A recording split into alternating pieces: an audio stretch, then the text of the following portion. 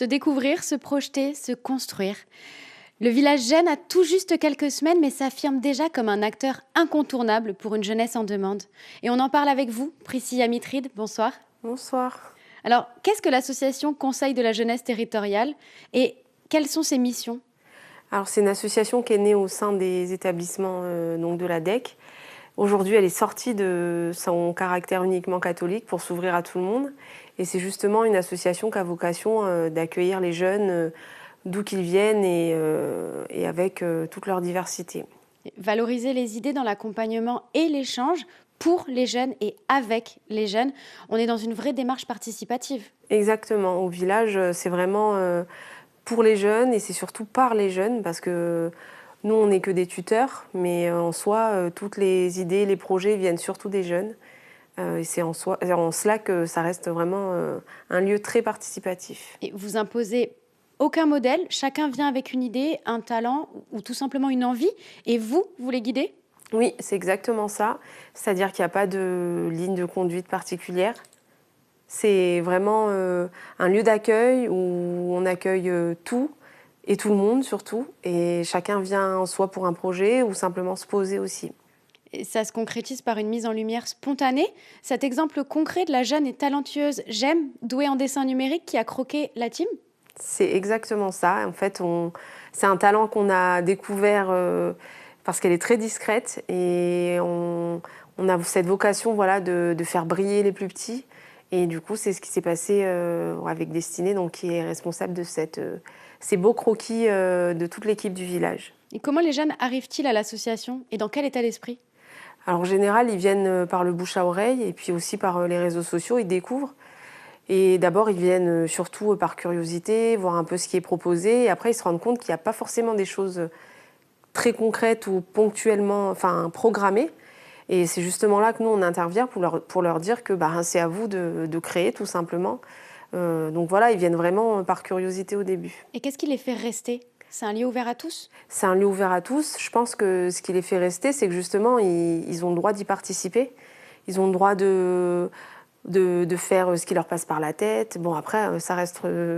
c'est pas l'anarchie non plus, hein, mais on leur donne le droit d'exister et puis de créer leur vision du monde à eux. Donc, je pense que c'est ce qui les fait rester, oui. Et quels sont les projets en cours en ce moment? Il y a de la boxe-thérapie, du Oui. soutien scolaire, du gaming.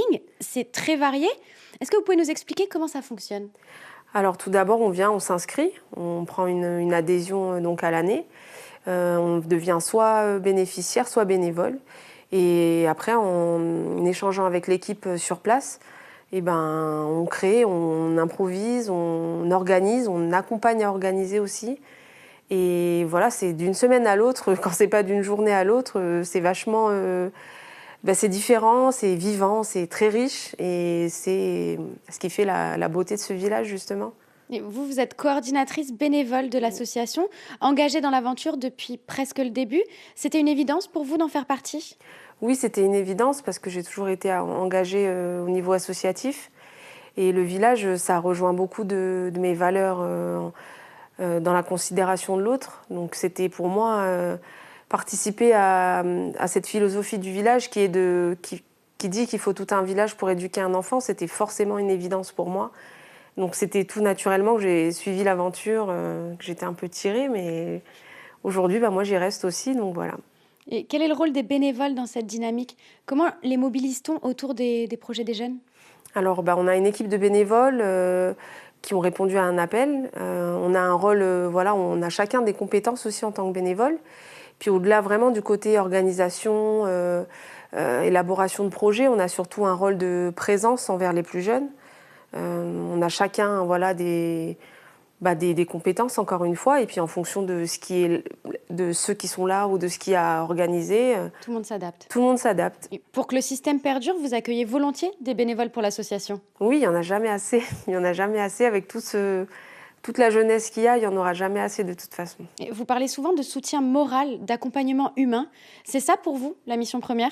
Oui, plus que tous les projets, je pense que c'est vraiment l'essence même du village. C'est que même sans projet, On peut faire quelque chose. On peut faire quelque chose, oui, tout à fait. Entraide, créativité et connexion, le village Jeanne est un lieu où les idées poussent et où on les met en pratique. Et surtout où les jeunes apprennent à se faire confiance. Et ça, c'est précieux. Rendez-vous sur la page Facebook du village Jeanne pour en savoir plus et découvrir leurs différents programmes et activités. Merci Priscilla Mitride. Merci beaucoup.